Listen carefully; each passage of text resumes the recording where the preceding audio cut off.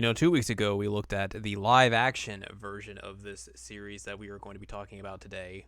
Mm-hmm. So it just makes sense that we talk about the animated version now Mm-hmm. after I actually finally watched them. Well, watch the dub. We've already watched part of it before. Well, I hadn't seen the new episodes either, Oh, yes. Fact. so I was still a bit behind regardless. Yep. But hello, welcome to this week's episode of the Season Anime Checkup OVA. It's a podcast where we have conversations about video games, anime, and manga. Hello, I'm Jared, joined as always by Doc Al and Ladium. Hello. This is episode number 228, and we are discussing the anime OVAs of the Kishibe Rohan.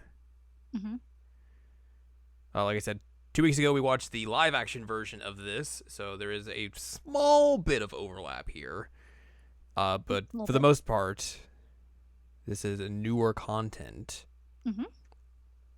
We had watched the first two episodes that had been put out some time ago. I swear we talked about them on a podcast at some point, but apparently we didn't. So I don't. Maybe I'm just losing my mind. But there two newer episodes came out at the end of 2019, and then all 4 episodes went on to Netflix a couple months ago in early parts of 2021. So Maybe we just didn't think there was enough to talk about for an episode when we had the only two episodes to talk about. I don't know. Wait. That's a question for past us, and that's a long time ago. Yeah. For true. So yeah, all 4 episodes are now up on Netflix. They also dub them with basically the same group that they dubbed all the other JoJo stuff with. With a notable exception. With a notable exception, obviously, the voice actor for Rohan has been changed, thankfully. Thankfully, I posted when I first watched this on Twitter at the credits, and I was like, love to see it. Yep. And this new guy does a great job. So good. Landon McDonald. He captures the essence of the character really well and does a great job throughout it. But also, like, you have some overlap from other characters that were in Diamonds Unbreakable show up sparsely here and there, but then most of it is a lot of like just newer characters here and there. Mm-hmm. Also, I was real stoked to hear Alex Lee in this too, because I've gotten real into stuff that he's been doing lately. So it's like, hey, it's you. He's Shaw and Mr. Love for my yes. my Mr. Love plug of the episode. I would say that given that this is on a streaming service, they definitely go with the more unedited version of a dub, where there's definitely an F-bomb dropped in one of the episodes. Yep. So you get a little bit more of that, and not like where they had to kind of like tone it back a little bit for television, like with the main series dub, except for the final episode of Diamonds Unbreakable, where they just went hog wild on the final episode in the home video release. Sometimes you just gotta talk about hands and the Mona Lisa and what it does to your body. Sometimes you just gotta say you gotta rock hard.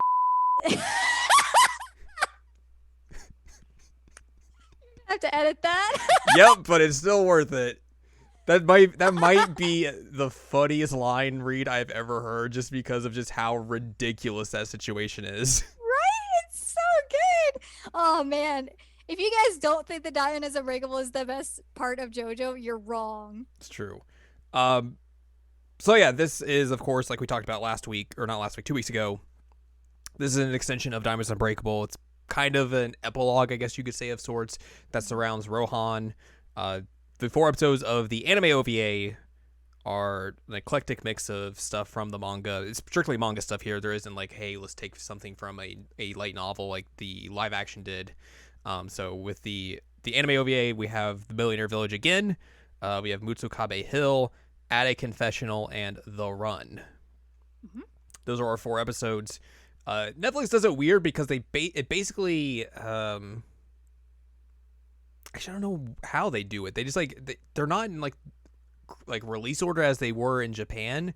They're like in a weird order. I guess they're in more of like manga release order, because you have Attic Confessional, Mutsukabe Hill, Millionaire Village, and then The Run. So like that threw me off for a bit when I was like watching these, but it is what it is. Like, it's not really a big deal because none of these stories are really like interconnected as the Right. live action OVAs were. These are more just like strictly like one off. So like you could watch one and you don't really have to watch the others if you didn't want to per se. Correct. Although you should. True. I guess we'll just do this in release order that they have like Netflix does, because that's kind of how it was in my mind's eye. One thing that is worth mentioning before we get into as you say, the meat and potatoes of the episode. Thank you. I'm glad some of this terminology is rubbing off on you. Finding the truth exists. Yes. Coda, our boy Coda. Man, this song rules. It's great. The only problem is that Netflix will make you want to skip credits, and then you don't get to hear it, and that's a real bummer. I don't ever skip the credits if I like on that kind of thing. Well, if I don't get to it in time, it'll just be like next episode. I'm like, oh, you butthole. Oh no! Yeah, that song rules, man. It's very good. It's so good. It's one of my favorite JoJo related songs. Yeah. I listen to it quite a bit, but like, oh man, that song rules. Anyway, now you can continue on where you were going. Let's dive into these episodes. Okay. Cough. Who are you, me? So the first episode you would watch on Netflix is episode 16, At a Confessional. The episode numbers don't really they're not really anything, so you don't have to really worry about that. Nonsense. This was the first chapter of the Spoke Kishibe Rohan that was released back all the way in 1997. Wowza! So this is coming up on 25 years old. God. When in 97 did it come out?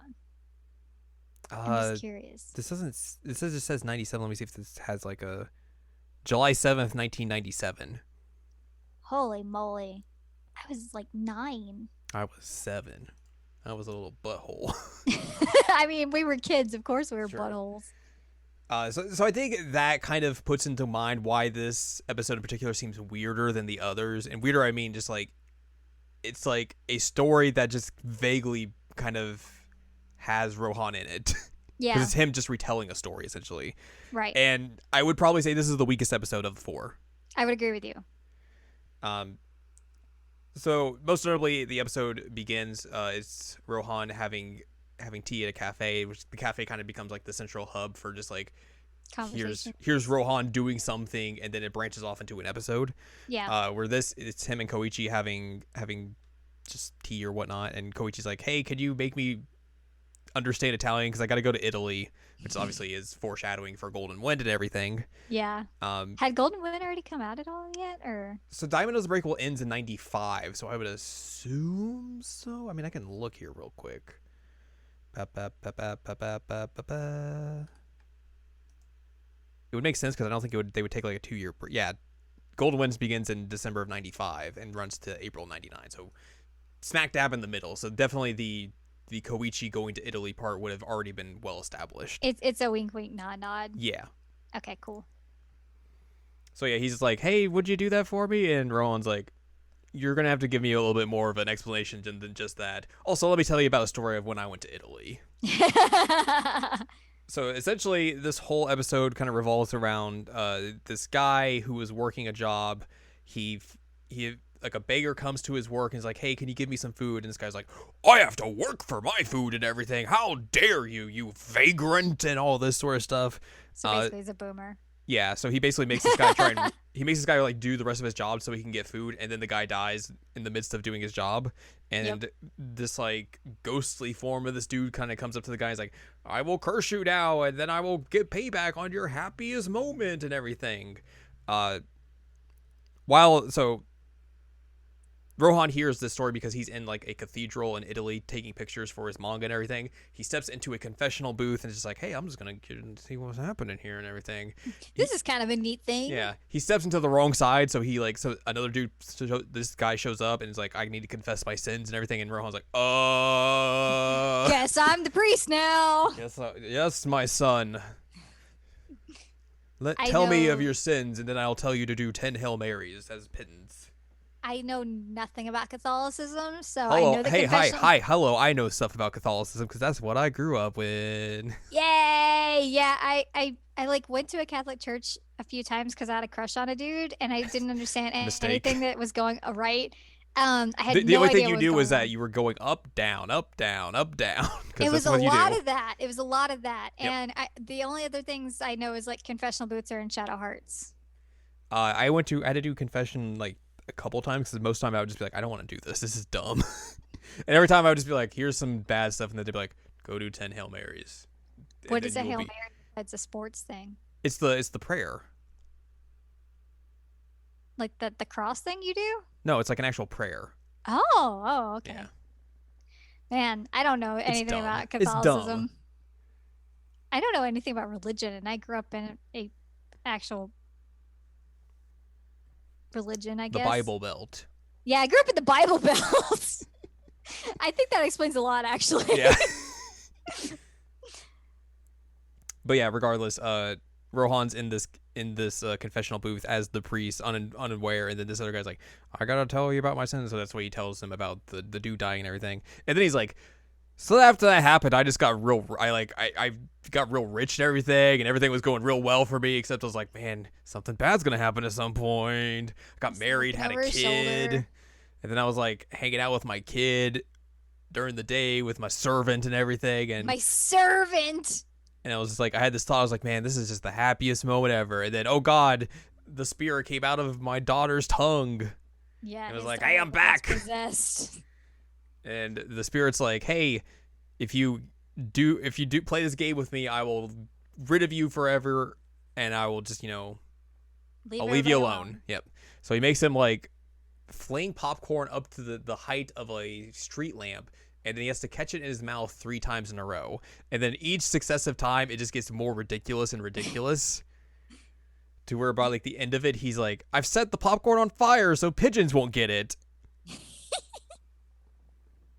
Except he loses it in the sun and is not able to get it the third time. So, the spirit just beheads him. Yep, casually. Mm-hmm.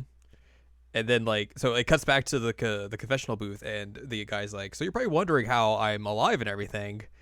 And then you hear like another voice is like, I'm coming to get you, and like it's holding a head. This is a beheaded body, and the dude had basically switched bodies or like got reconstructive surgery to look like his servant so he could try and fend off the spirit, and now he just got 2 spirits after him. What a mess. This very much feels like a Twilight Zone episode.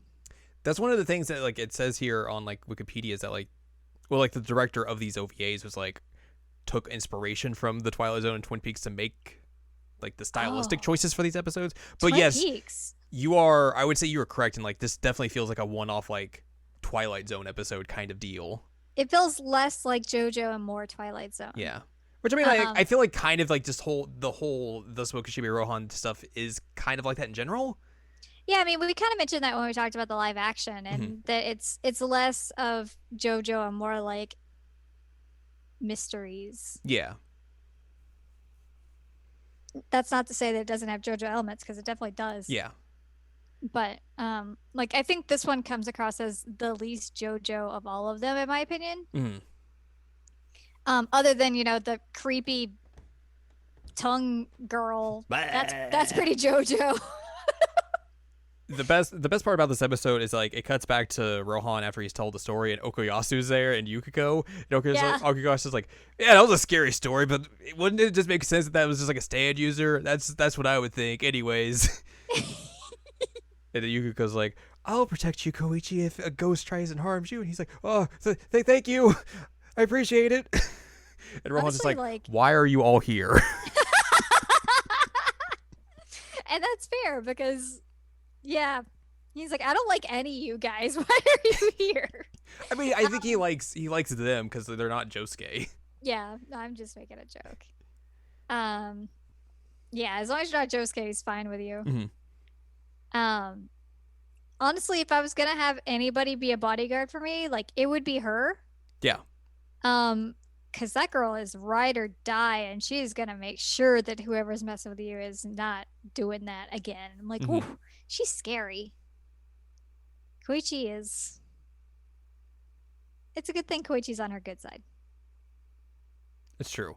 And then like the episode ends basically with Rohan being like, maybe I'll go back to Italy and interview that guy at some point. But also like I kind of have respect for him because like he's just got this perseverance that like he's a terrible person. Don't get me wrong, but he's got a kind of perseverance that you have to kind of respect. I mean, like you got spooky guys after him all the time now. Mm-hmm. Man. He's just like, I'm just gonna keep going optimistically. Da da da da da. That's so messed up. It is. Here's an author's note from Araki about this particular chapter. Oh. In 1997, the editorial team asked for a short story. The terms were less than 45 pages and no spin-off of an existing series. Ta-da! And here's a spin-off for you. I obviously made a first draft without Rohan, but isn't that better if he's the narrator? Just read the panels without him, just to see. It's like a tasteless meal, isn't it? When I think about it with the interdiction, I would never have drawn the other Rohan spin-offs. I'm grateful for that. I like how they're like, yeah, don't do this. He's like, but what if I do this anyway? I will do this regardless. Sounds about right, yeah. Yep. Perfect. So yeah, that's the first episode. Like we said, it's kind of just. It's fine. Eh. Like I said, the one guy comes across as pretty boomer when he's yelling at the dude for like, you got to do all this work and I'm going to sit here and just look at you and I'm mad because you're not doing it faster and oh God, you're dead. You're dead. Like, whew. If that's not like commentary on culture, I don't know what is. Even if it's accidental. Yep. I don't think it is. The next episode is episode 2, which correlates actually pretty well. Mutsukabe Hill. This is an episode we both had previously watched, so like nothing real new here. The only thing new would have been just the dub itself, but again, nothing real new here. This is the episode where they say F***. Yes. And I was like, cool. So this episode begins where Rohan's meeting with one of his editors, and the editor's telling him about this ghost he's heard of called the Mutsukabe Zaka. And then Rohan tells the story about this woman named Naoko Osato and how she inadvertently murdered her boyfriend Gunpei, and Gunpei's curse on himself is that he is a dead body that can never stop bleeding. Yep. It's real weird. It is real weird. Like, it's just like spewing blood everywhere. Naoko at one point has to like drink the dude's blood to make sure no one sees that the corpse is just continuously bleeding, because like her father and her like fiance show up at her house and she's like trying to make sure like no one sees anything that's happening, and like it just becomes like this very bizarre comedy of errors of her trying to like suture up and make sure or try and stop the bleeding, but the blood just keeps spewing out regardless of what she does. Yeah, so I guess like for context, apparently she's from like a pretty wealthy family. Mm-hmm. And it seems like it's some kind of like arranged marriage type situation. And Gunpei, I don't know, he's employed in some way by her family. He was like the pool boy or something, like some kind of like job like that. Yeah, like he's a laborer for her family, and they are dating and doing the do.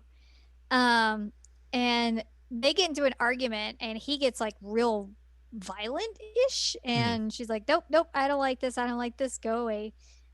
She ends up like shoving him and he falls back, and I think if I remember right, she like keeps talking, and then she realizes like, oh, he's not talking, this is weird, and goes to look, and like he got impaled in the back of the head by one of the golf clubs that's by there. A putter, which is not a thing that should usually happen. Oh man, that's the sharpest putter ever made. Or maybe he's just got a soft head. Either way. So yeah, he just like keeps bleeding, and she's trying to figure out like how to hide the body and how to keep him from bleeding. Because at first she's like, oh, I gotta fix this so that he doesn't die. And then she realizes like, oh, he's kind of dead, but he just keeps bleeding. She's like in her like lingerie, Mm-hmm. And the family, her fiance and her dad are coming. They're like, "Hey, you okay?" She's like, "Yep, fine. I'm getting dressed. Do not come in. Oh my God, don't come in." Um, and I mean, like you said, it's a comedy of errors in the sense that she's just trying everything she could think of, including like rolling him up in a rug at one point. Yeah, that's how like she's able to kind of like hide him when the fiance comes in. Is like, I thought I saw a person in here. What's going on? She's like, oh, no one's here. Everything's fine. I'm just gonna keep drinking this blood. And then like eventually like she just starts like keeping the corpse in like the attic and just like letting it drain blood every day and just takes care of it. And then eventually allegedly has intercourse with it. Allegedly, yes. Which I'm not sure how that works, but I don't either. Guess if you can keep producing blood after death, you can keep producing other things. Yep. Rohan eventually like goes to like seek out this building or like this house and everything and see what's up with it, and runs into like the daughter, and the daughter basically has the same like ghost spirit curse thing surrounding like, her. People to see like them die in front of you, basically. Yes. Like, so she like comes up and like trips and falls and starts bleeding in front of him. Yeah, because she's like, "Oh, you're Rohan Kishibe. You've been staking out this place," and then she's like, "Whoa, no, I'm gonna fall in this rock, bonk, bonk, bonk." And then he's like, "Oh crap, oh crap, oh crap, oh crap. I need to write into her face that she's never met me before, can't see me before she dies," and like somehow that revives her, and then she's like, "Mom, I'm hungry." And he's but like, he also finds out in the book who she is. "Yes." But yeah, Rohan's basically like, "I gotta get the heck out of here. Yeah. We're getting out of here. I don't want anything to do with this." Nope. Yeah, she's the kid of the gal and Gunpei somehow. Yeah. Like I said, at least that's what Rohan infers. Yeah. That's what he figures out from Heaven's Door. Yes. And then the episode ends again with Rohan being interrupted by the rest of the gang who shows up. Which Josuke's here as well, but he doesn't say anything. You see his back of his head. It's just Koichi and Okuyasu saying stuff. Which honestly, like, if we're thinking about this as a like Rohan perspective type thing, even if we're not actually like in a first person, like it makes sense that Josuke would be like a bit character in this who never talks and You're never right. engages. Like he wouldn't want to acknowledge that he exists, really. Yeah, I mean that makes a whole lot of sense. So like I was thinking about when I was watching, I'm like, that makes sense. Like this is his show, and he doesn't want Josuke around. He doesn't like him. So he's just like, even if he does engage, I'm not paying attention to this guy. This is the back of his head. Have fun. It's true. Here are some one-shot OVA differences. Ooh, tell me. A portion of Rohan and Kaigamori, which is the editor's conversation, is omitted, mostly in regards to Nicholas de Stael, which I think they replace into the dub. Because I thought he mentions like, "Oh, I'm reading this person." Yeah, I think so too.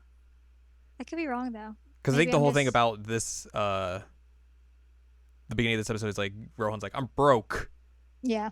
All my Sailor Moon figures and my Led Zeppelin vinyls are gone." I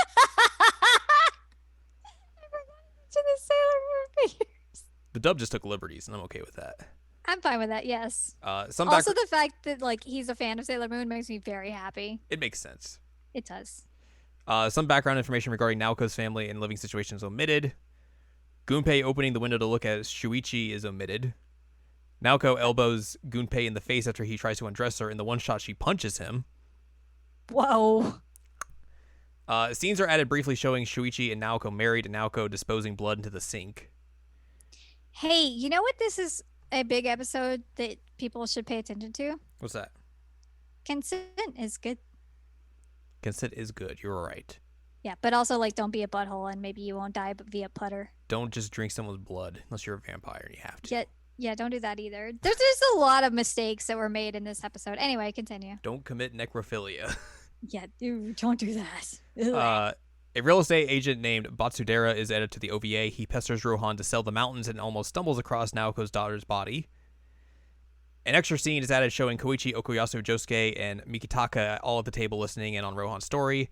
Kaigamori asks them to leave, but Rohan stops his editor to ask if Mikitaka is actually an alien. It's perfect. He's like, yes, Yeah. I am an alien. Rohan would be all about that. It's true. Naoko conversing with her daughter is omitted. A voiceover is still present, but not the son's line about wanting to be a gardener. So maybe the dude was a gardener originally. Oh, maybe he was a gardener. That would Because if make his sense. son wanted to be a gardener, that would make Yeah. sense. Then here's a note from Araki about this chapter, which this chapter actually came out a decade after the last one, Wild and in December of 2007. wild. When I have to deliver a short story, the theme that always comes to my mind is horror and youth. Mutsukabe Hill is a terrifying episode. By dint of drawing this creature, I came to believe it really existed somewhere in Japan. It really sucks. Besides, why this title, Mutsukabe Hill? I don't remember how I came up with it, and that scares me even more. Huh. Araki's just a weirdo. Yes. Yes, but isn't that why he's great? Yes. The third episode is episode 5, Millionaire Village, which basically we already talked about. There's not a whole lot different in this. Like the only differences are like the live action differences that they've made to make that more of a connected story. So like you don't see the boyfriend at all or anything. It was the boyfriend and the mom who died in a car accident. We mentioned that in the other episode. But mostly for like everything else is kind of just the same. It's just here's an animated version rather than a live action version. Also, like there's nothing about robbers in this version. Like it's mostly just the the editor Kyoka comes up and is like, hey, I want to go buy this place because all these rich people come there and it would be real cool and everything. So yeah, it's out of like, since it is the one with the most overlap, like it's basically not a whole lot different here.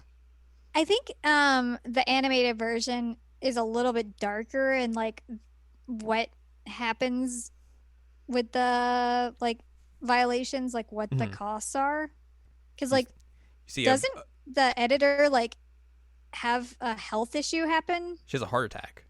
Like, yeah, that's pretty intense. Yeah, and also like they had this like they tried to save this little baby bird and Rohan pulls the box out and it's like just spewing blood and there's like gross giant centipedes crawling out of it.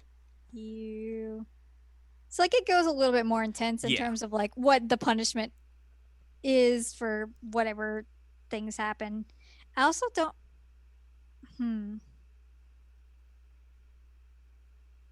I'm trying to remember. Is the arm thing with a corn? No, because so that's another difference between the two is that he doesn't lose like the use of one of his arms. He has both arms still. But the corn thing's still there, intact. Yeah, the corn is still the key here. The corn is how he wins. Yeah.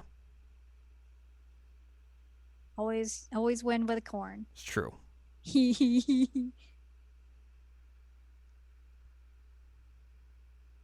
And then there's also a shot at the end again where Rohan's with the boys. So the boys. That thing is also not there. Which I think they basically have a little chat where like Rohan's staying with Koichi and Okuyasu's like, we gotta stop being a freeloader. You should come to my house. I got empty rooms. And Rohan's like, yes, interesting. Also, I would like to see about your dad. And Okuyasu's like, can you fix them? And Rohan's like, no. And then Josuke's just sitting there. Again. Not doing anything. He's like, Josuke doesn't exist. Yep. But yeah, basically if you listen to us talk about the live action version 2 weeks ago, content wise, for the most part, it's like 90% the same. Yeah, the plot's generally the same. Let's talk about some one-shot OVA differences with this one. Okay. Akira Otoushi can be seen walking in the background during Rohan and Izumi's conversation at the cafe, which he shows up in the previous episode as well, along with another character, because they're like, we want your autograph. And then Rohan's like, let me just fling some coffee at them, and there's your autograph. It was really funny. It is. In the one shot, Izumi mentions she found the village on Google Maps. While the statement is omitted in the OVA, the interface on the tablet closely resembles the app. When Rohan answers Izumi's question about removing his coat before entering, he places his hand on the entrance. He simply points at it in the OVA. In the OVA, Izumi hands the box with the baby bird inside to Rohan before the two remove their coats. This is not seen in the one shot. In the one shot introductions between EQ, the little servant, and the protagonist happen inside the property just before entering the waiting room. In the OVA, the whole interaction occurs outside the main gate. The inside of the property is also expanded upon and slightly altered. Before grabbing the corn, the OVA includes Rohan striking a pose similar to the one he uses on the cover of Rohan at the Louvre. The Louvre. Oh man, I wish that one had been turned into an OVA episode at some point. That one's really good. An extra scene is added of Rohan using Heaven's Door to place the bird back in its nest. And then an epilogue is added consisting of Rohan explaining the aftermath to Koichi, Okuyasu, and a non-speaking Josuke. So a lot of like let's add in the boys is just, hey, we want to put this in because the anime was popular. Right. Non-speaking Josuke. Yep. Once again, this was released a while after the last one. This was released in October 2012, so 5 years after the previous.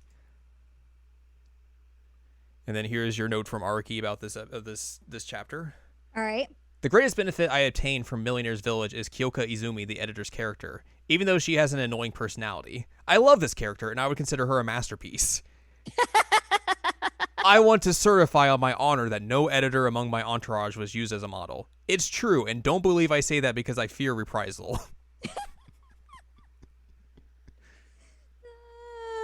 So definitely based on somebody in his editorial team. I wonder, because he said that if like that was a reason why they expanded upon Kyoka in the live action OVAs at all. Because he likes her, or because maybe. You never know. Makes sense. And then finally we have our last episode, which is episode 9, called The Run. The Run. Which is, I believe, the last one shot that has been released, it was put out in February 2018. Wow. So it came out after the first 2 episodes came out. That's crazy. Yeah. Again, I thought this was kind of an episode. I liked this one. I liked it better than the confessional one. I agree with you on that, but like I think the first 2 episodes we watched are better than the 2 newer ones. And I think just content wise, this is just kind of just normal. I mean, like it wasn't. Dude creates like a rock wall in his right. Like, apartment. It does have some. Throwing a package. It does have some weirdness, but like, when I come to JoJo, and even like I know this is not like JoJo. Mm-hmm. This doesn't really have a lot of like that weirdness that I would be like wanting, or even like a lot of like the mystery of like some of like the other episodes have. It's just like this good dude got really into gym work. He just became a huge meathead. And things got out of hand.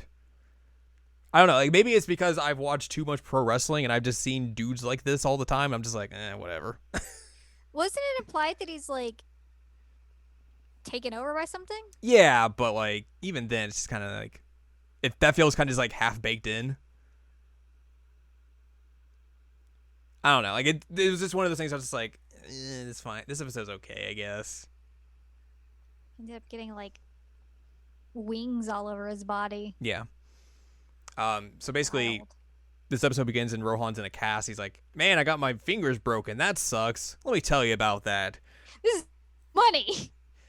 He tells a story about this young man named Yoma Hashimoto who was scouted in Harajuku. He became a model. He became a low-rent actor here and there. And his agent's like, you know how the actors like become big actors? They have an aura about them. You need to stand out and make your body your temple and everything. So he basically just like falls head first into be like, I need to work out every single day of the week, every single minute. Also, he looks like Yu Narukami, but with bats in his hair. Yeah, he's just swole Narukami. Basically, yeah. He keeps working out in his girlfriend's apartment, and his girlfriend's like, stop this. Why are you doing this to the apartment? You're ruining it. Rohan apparently just goes to the same gym as this dude, which is a weird thing to think of. And they form like a little rivalry between each other of like doing competitions and all this sort of stuff. It's weird. I'm just like, Rohan is going to the gym and competing with this dude who is just like jacked to the gills, and also beating him seems just a little far-fetched in my book.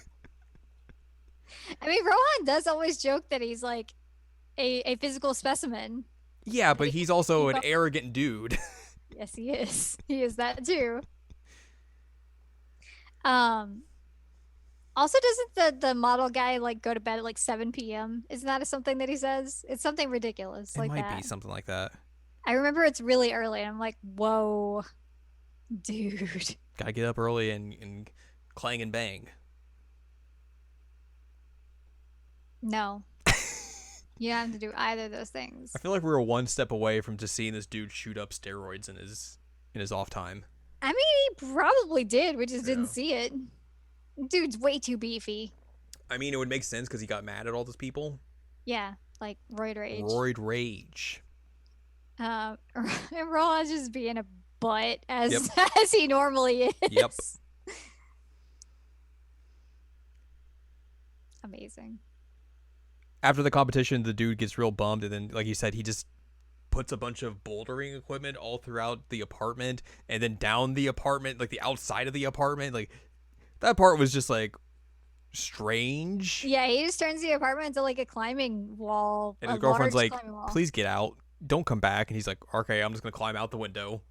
And every time the delivery guy comes by, he's just like, Yep. no. Poor delivery guy. He's just trying to do his job. He is like he's got to just deliver these packages. Also gets murdered for it. Yeah. The whole thing with the hand comes up where Rohan and this guy get into a competition where they're like on treadmills with each other. They have to speed up to 25 kilometers an hour. And the first How one, fast is that? well, let's check it out. I don't know, kilometers. KMH to MPH. That is 15 and a half miles an hour. No. No. No.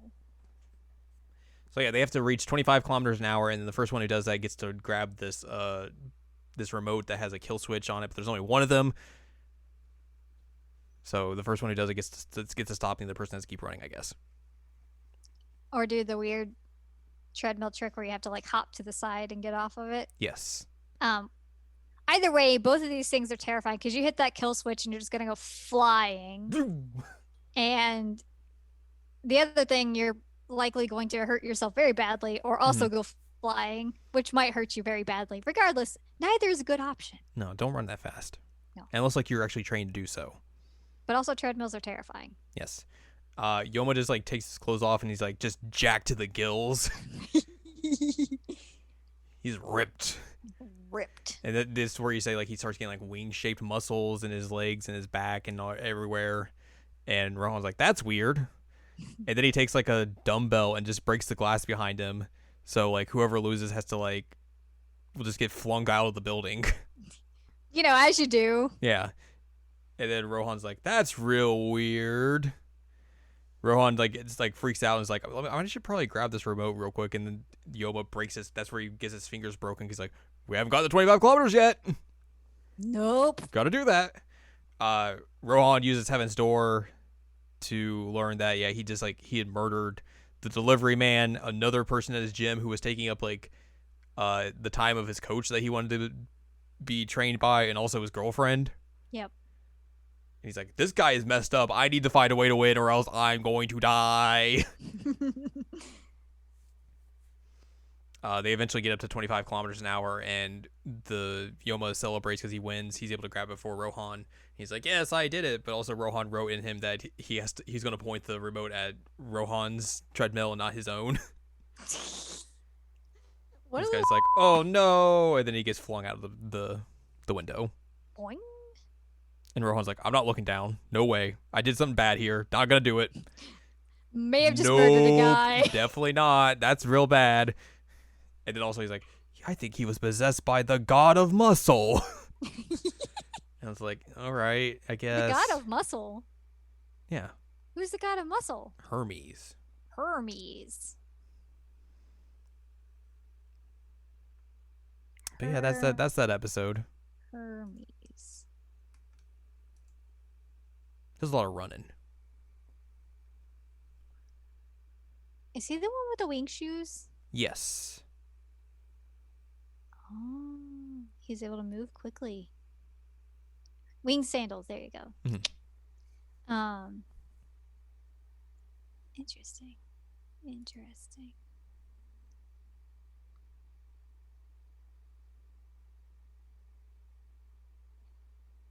Man. Yeah, Rohan just murdered a guy. Look, it was kill or be killed. Honestly, he probably survived that. It's JoJo. Yeah. um, but yeah, like he killed 3 people because They got in the way of his working out. yeah, muscles are life or something. I don't know I what mean, what that's some what people for you. honestly, what do people who exercise actually say? Because I don't I don't know. I love my muscles. Urgh. We don't have any differences or anything yet on the Wikipedia page, but here's the author's note for this chapter. Like I said, this was the latest one, came out in 2018. I've brought back this type of muscle character that I like drawing during the 80s through JoJo's Bizarre Adventure. I'm guessing through the 80s through JoJo's Bizarre Adventure? I don't know. It's a weird sentence. Mm-hmm. I'm the first to be surprised by this. He really came back to life, whether I wanted it or not. Yoma Hashimoto. I have the feeling that someone like him really exists somewhere. What a dreadful fellow. You know what? Yeah. He probably does exist somewhere, and he probably is a dreadful fellow. Yep. Yeah, this guy sucked. Mm-hmm. He was a butthole. I was like, you're giving Yu Narukami a bad name. You're his shadow. So I guess out of those Kishibe Rohan releases, there's only 1, 2, 3, 4 that have yet to be adapted. I hope that they get adapted. I do too. I also really, really, really, I know that it's not technically one of the releases, but the Louvre episode is book is very, very good. Mm-hmm. It's very, very good, and I would love to see that animated. Yes, I agree with you. I'm going to give. This is probably going to be a controversial statement here. Okay. I think the live action is better than the animated. No, I agree with you. Because like you said, like I think those newer episodes just like they just didn't do a whole lot for me, and I think the 2 other episodes that they adapted for the live action were more interesting stories. And to me they had more of that like that weird JoJo-ness to them, and also like just the weird mystery-ness to them that I feel like kind of encompasses this set of stories in particular. The DNA one also had a really good use of Rohan's ability. Yes. That we don't always get to see. Mm-hmm. I mean, like with like the run, you know, it's there.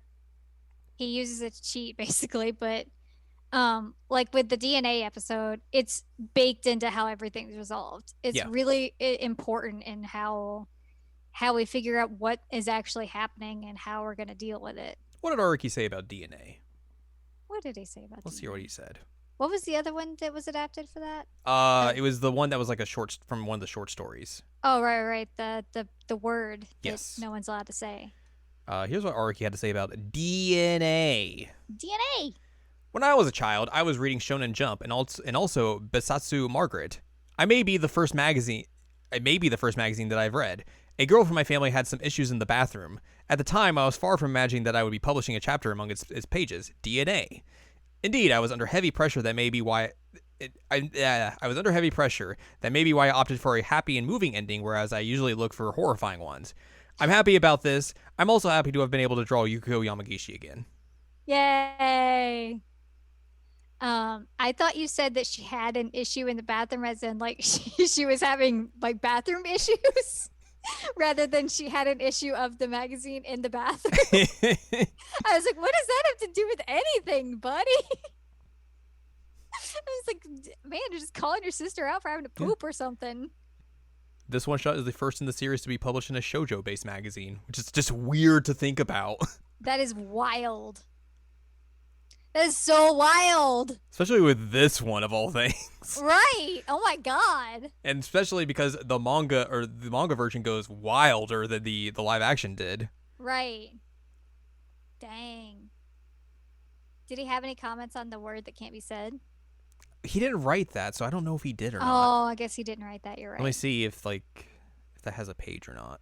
But he had to approve of it, right? Yes. None of these have like a pop out like Lame. link or anything, so I don't think. There's content for it. Yeah, so. Man. But yeah, I would agree with you that the live action it worked very well. Mm-hmm.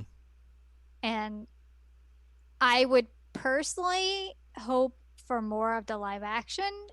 Like if I were given the choice, do I want more live action of this? Do I want more OVA? I would pick live action. Same. That is not to say that I do not want more of the OVA, but the live action one is just super, super good. Yeah. What they should do is take the live action, put Finding the Truth in it. Yes. Yes. I agree. Add some coda in that. Then you really got a JoJo. You got a stew going.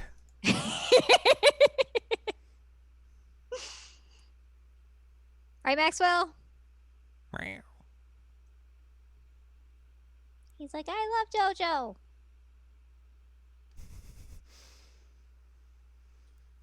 But yeah, like I like these episodes. I just think, like I said, the first two we watched I think are good. The second two that are newer are just But I do like the little nods to just the anime and everything where they kind of bring in the boys and just the rest of the crew in at random times to be like, hey, what's up? Remember us? What's We're up, alien? characters. Josuke, don't say anything. Just look at your No. back of your head. Nope, not allowed to say anything. Nope. Alien. But yeah. We need like a side story with the alien at some point. How has that not been a thing is the real I don't question. know. I don't know. I would love that. Because that dude just is like... He is prime material right there. He really is. You would think like that would just be an easy layup. Yeah. For someone to just be like, hey, yes, I would like to do this. Yeah. Man. Let me see if he's been in anything else. Maxwell's an alien. Well, yes, that's true as well. You don't turn into dice though. That'd be a little Or- weird. Or ice cream. Yeah, it would be really weird if my cat's like, well, I'm dice now. Yay! Woo-hoo. I can help you cheat.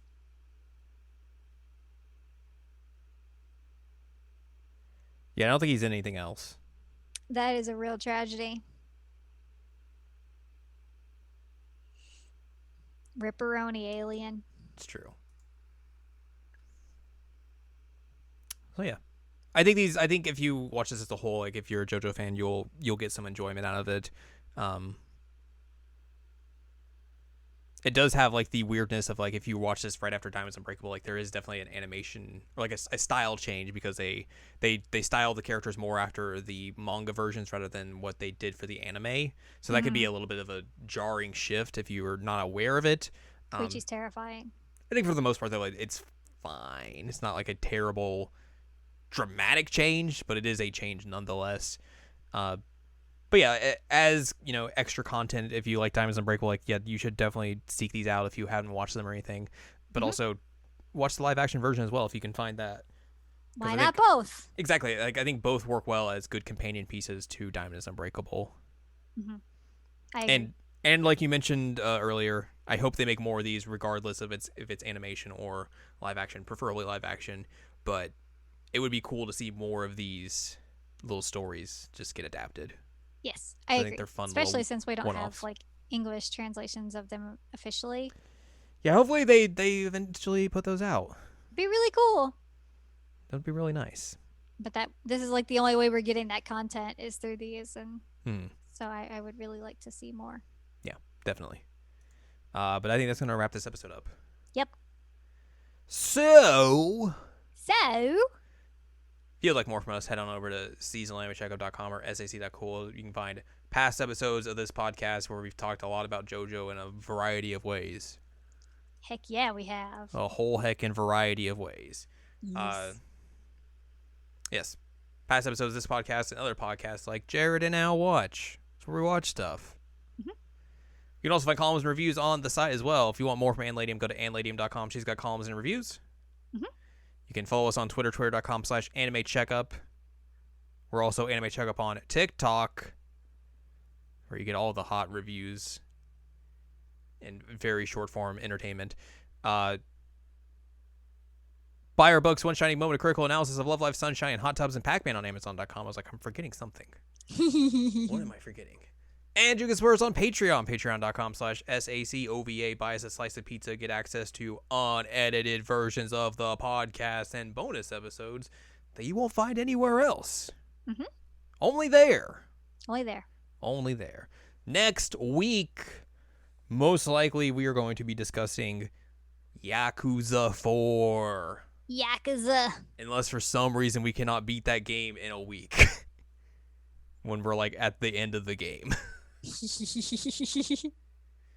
Hopefully we can. Yes. Presumably that's what we're going to be talking about next week, so look forward to that. Yay!